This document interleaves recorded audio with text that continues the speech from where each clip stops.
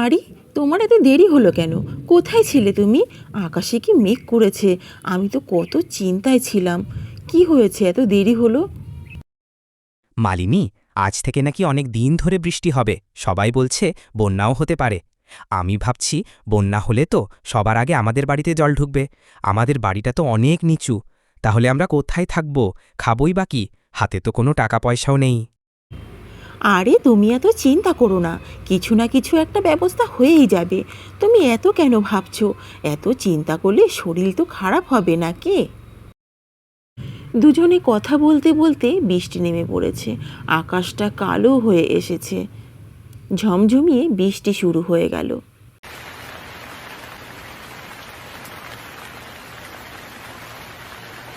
হ্যাঁ গো, তোমার কথাই তো ঠিক হলো। এ তো বৃষ্টি দেখছি শুরু হয়ে গেছে। সত্যিই তো, কি খাবো বন্যা হলে? আকাশের অবস্থা তো একদম ভালো নয়। তুমি এত চিন্তা করো না। আমি দেখি কারোর কাছ থেকে কিছু টাকা জোগাড় করতে পারি নাকি। তুমি আমাকে ছাতাটা এনে দাও। এই ঝড় বৃষ্টির মধ্যে তুমি আবার কোথায় যাবে? আমার তো আরও চিন্তা হবে ঘরে একা একা থেকে। যাই হোক, যেখানে যাবে একটু তাড়াতাড়ি এসো। আমি কিন্তু চিন্তায় থাকবো। কোথাও কিন্তু অকারণে দাঁড়াবে না, সময় নষ্ট করবে না। তাড়াতাড়ি বাড়িতে আসবে। দাঁড়াও, আমি ছাতাটা নিয়ে আসি।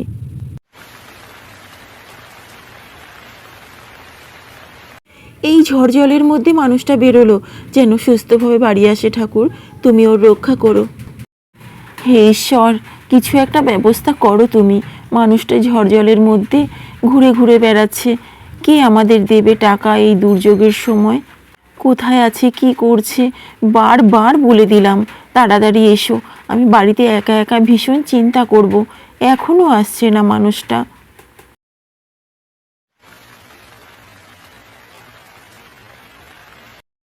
না, মালিনী কেউ একটা টাকাও দিতে রাজি হলো না। কি করব বুঝতে পারছি না। এখন ভগবানই ভরসা। ঠিক আছে, তুমি এত ভেবো না। কিছু না কিছু একটা ব্যবস্থা হয়েই যাবে। একটু বসো তো। আমি বরং কাল একবার বৌদির কাছে গিয়ে দেখব। নিশ্চয়ই সাহায্য করবে। বৌদি খুব ভালোবাসে আমাকে। তারপর সকাল হতে না হতেই মালিনী তার বৌদির কাছে রওনা হলো। আরে, ওইটা মালিনী না? হ্যাঁ তো, এত সকাল সকাল আমার কাছে? কি ব্যাপার, দেখি তো। বৌদি, সকাল সকাল তোমার বাড়িতে আসলাম। একটু সাহায্য চাই। আমাকে কিছু টাকা দিতে পারো? সবাই বলছে বন্যা আসবে, কিন্তু আমাদের হাতে একটা টাকাও নেই। কি খাবো আর কী বা করব? কিছু টাকা ধার দিতে পারো বৌদি? আরে মালিনী, তুমি টাকা চেয়েছো, কিন্তু আমার কিছু করার নেই ভাই।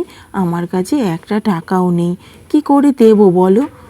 আমাদেরও তো বাজার হাট করতে হয়েছে বন্যা হবে বলে। আর তোমাদের টাকা ধার দিলে তোমরা শোধ করবে কি করে? তোমাদের তো সেরকম কাজকর্মও নেই। আর হ্যাঁ, শুনেছি তোমার বর নাকি কলা গাছ দিয়ে রাজপ্রাসাদ বানিয়ে দিচ্ছে তোমাকে।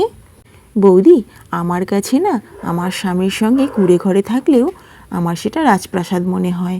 তোমাদের মতন সত্যি সত্যি রাজপ্রাসাদ নাই থাকতে পারে, কিন্তু আমার কাছে ওটা রাজপ্রাসাদই।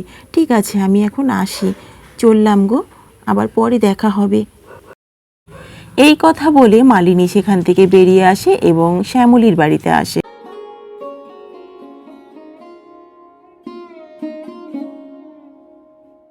তুই এখানে? কি ব্যাপার? শুনেছি তোর বর নাকি তোর জন্য একটা কলা গাছ দিয়ে রাজপ্রাসাদ বানাচ্ছে। তো সেই রাজপ্রাসাদ ছেড়ে তুই এখানে কি করছিস? তোর তো এখন মহারানী সেজে সেই রাজপ্রাসাদে থাকার কথা। শ্যামলী, তোর কাছে আমি একটা বিশেষ প্রয়োজনে এসেছি। আমাকে কিছু টাকা ধার দিতে পারিস? সামনেই বন্যা আসছে, বাজার হাট করব, একটা টাকাও নেই। দে না থাকলে তোর কাছে।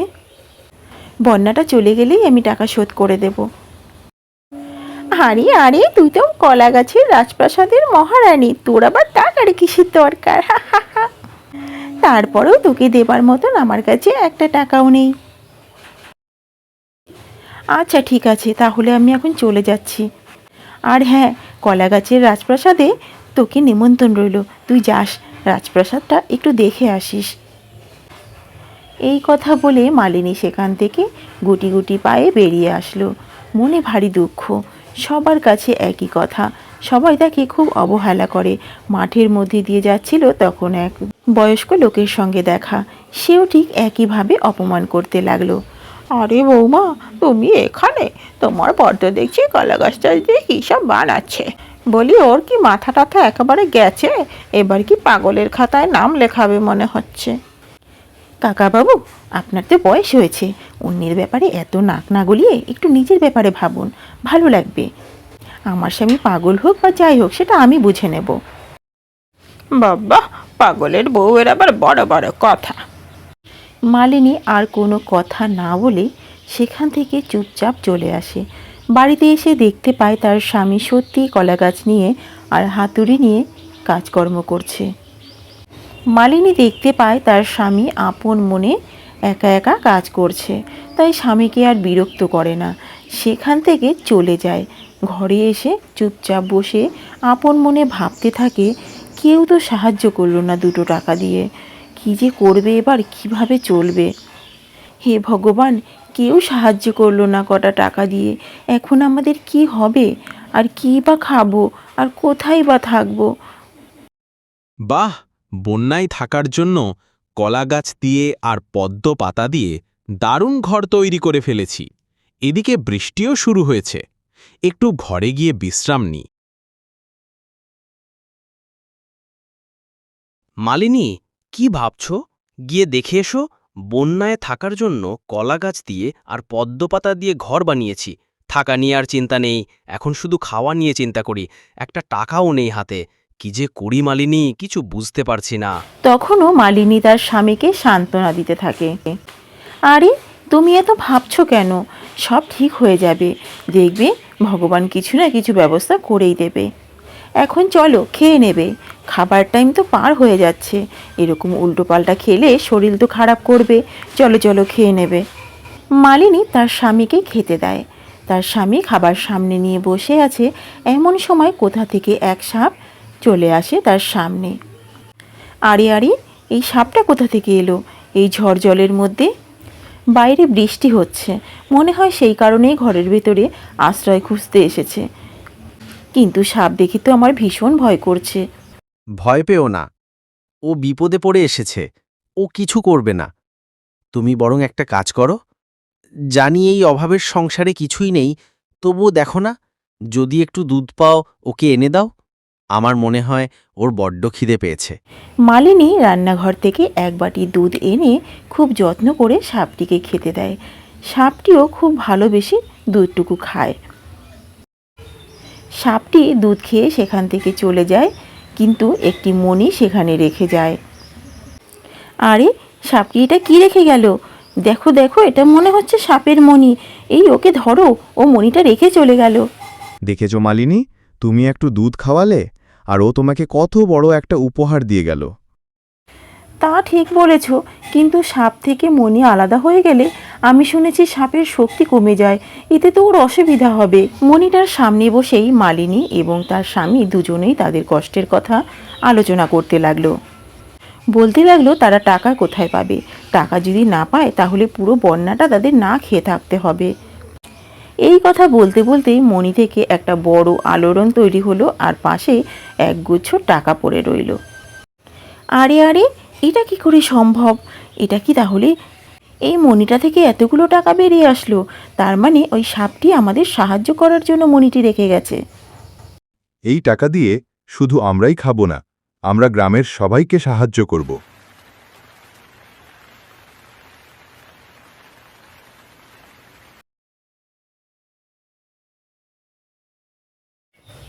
কি গো, জল তো ঘরে ঢোকে ঢোকে, কি হবে এখন আমাদের? মালিনী, আমার মনে হচ্ছে এখন আমাদের পদ্ম পাতার ঘরে থাকা উচিত। জল তো বেড়েই চলেছে।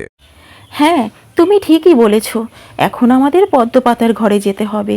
চলো চলো, আর দেরি করব না, ঘরে জল ঢুকলো বলে। তারপর মালিনী এবং তার স্বামী দুজনেই পদ্মপাতার ঘরে গিয়ে উঠল। জল সমানে বেড়েই চলেছে, বেড়েই চলেছে, লোকের ঘরবাড়ি অর্ধেক প্রায় ডুবেই গেছে। আরে বাহ, তোমার এই ঘরটা তো অসাধারণ হয়েছে, এত সুন্দর আমি কখনো দেখিনি। সবাই আমাকে কত কথাই না শুনিয়েছে, কিন্তু আমার ভীষণ ভালো লেগেছে। আমার জীবনের সেরা ঘর। সবাই বলে এটা নাকি কলা গাছের রাজপ্রাসাদ বানিয়ে দিয়েছো, মজা করে বলে, কিন্তু আমার কাছে সত্যিই এটা রাজপ্রাসাদ মনে হচ্ছে গো। এইদিকে মালিনীর স্বামী একবার এদিক একবার ওদিক তাকিয়ে তাকিয়ে চারিদিকটা দর্শন করছিল আর ভাবছিল কত মানুষ অসহায়, ওদেরকে দেখে এদিক থেকে ডাকছে ওদিক থেকে ডাকছে একটু বাঁচার জন্য, এদেরকে সাহায্য করতে হবে। আরে ওটা মালিনী না? হ্যাঁ তো, মালিনীদের সেই পদ্ম পাতার ঘরটা। এই মালিনী, এই মালিনী, আমাকে একটু নিয়ে যা না তোদের ওই ঘরে, আমি এখানে আটকে আছি, দেখ একটু বাঁচা না আমাকে, আমি এখানে থেকে মরেই যাব বোন। আমাকেও, এই মালিনী, আমাকেও একটু বাঁচা, দেখ আমিও এখানে আটকে আছি, আমাদের ঘরটা প্রায় ডুবে গেছে, একটু বাঁচা না মালিনী আমাদের। এরা তো খুবই বিপদে পড়েছে, এদের সবাইকে আমার বাঁচাতে হবে। তখন মালিনী এবং তার স্বামী দুজনে মিলে সবাইকে একে একে তাদের পদ্মপাতার ঘরে তুলে নিল। আর ঠিক সেই সময় মালিনীকে যেই কাকাবাবু অপমান করেছিল তার স্বামীকে পাগল বলে, সেই কাকাবাবু সাঁতরাতে সাঁতরাতে চলে আসে। সেই কাকাবাবুকেও মালিনী তাদের ঘরে তুলে নেয়। তারপর সবাইকে নিয়ে ভাসতে ভাসতে বেশ আনন্দে দিন কাটায়। এই মানুষগুলোর কাছেই মালিনী একটা সময় সাহায্যের জন্য গিয়েছিল। মালিনীকে কেউ সাহায্য করেনি, বরং পরিহাস করেছে তাকে নিয়ে।